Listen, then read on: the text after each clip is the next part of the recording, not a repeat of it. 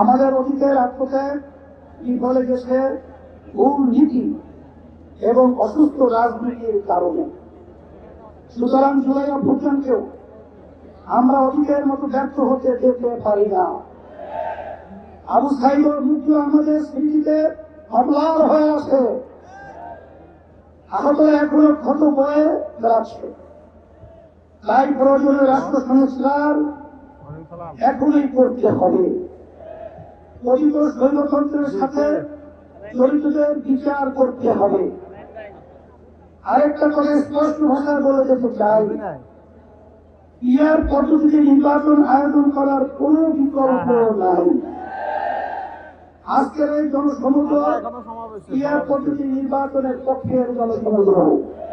1972 সালে রচিত সংবিধান ছিল দেশের মানুষের বড় বিশ্বাস ও গণ আকাঙ্ক্ষার বিরোধী। সেই সংবিধান রচয়িতাদের স্বাধীন বাংলাদেশের সংবিধান রচনা করার ম্যান্ডেটই ছিল না। তারা ইংরেজের সংবিধান অনুসরণ করেছিলেন,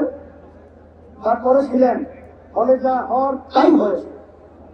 কোন ক্ষেত্রেই কাঙ্ক্ষিত সমৃদ্ধ ও উন্নতি হয় নাই। রাজনৈতিক সংস্কৃতি কলুষিত হয়েছে। সবচেয়ে ভয়াবহ ব্যাপার হল সংবিধান মেনেই স্বৈরাচার তৈরি হয়েছে। এজন্যই আমরা সংস্কারের প্রশ্নে অটল, অবিচল ও আবশহীন অবস্থান নিয়েছি। জুলাই অভ্যুত্থানের প্রধান লক্ষ্য ছিল দেশকে স্বৈরাচারের হাত থেকে রক্ষা করা, 54 বছরের জমা হওয়া জঞ্জাল দূর করা। অভ্যুত্থানের পরে সংস্কার কমিশন গঠন করা হয়েছে। আমরা মতামত দিয়েছি। এখন সংস্কার নিয়ে দ্বিতীয় দফা আলোচনা চলছে। আমরা লক্ষ্য করছি মৌলিক সংস্কারে কেউ কেউ বড়ই মসি করছেন। এটা জুলাইয়ের সাথে বিশ্বাসঘাতকতা। স্বৈরাচার তৈরি রাস্তা খোলা রাখা যাবে না। সংস্কার না করে নির্বাচন আয়োজন করে দেশকে আবার আগের অবস্থা নিয়ে যাওয়া যাবে না। রাষ্ট্রের মূলনীতি সহ সংসদের উভয় পক্ষে পিআর পদ্ধতি নির্বাচনের মতো বিষয় প্রমুক্ত না হলে কোন ভোটের আয়োজন করতে হবে। আমার কথিত ফ্যাসিস্ট জুলুমের রাষ্ট্র তৈরি করেছিল। হাজার হাজার মানুষকে খুন করেছে। বিলিয়ন বিলিয়ন টাকা দেশ থেকে চুরি করে নিয়ে গেছে। লাখো মানুষকে কারাবন্দী করেছে। চাঁদাবাজি করে মানুষের জীবন অতিষ্ঠ করেছে। আর 24শে জুলাই তো প্রকাশ্যে গণহত্যা করেছে। ফলে তাদের কোনো ক্ষমা নাই। যারা সরাসরি ফৌজদারি অপরাধের সাথে জড়িত ছিল তাদের বিচার করতে হবে।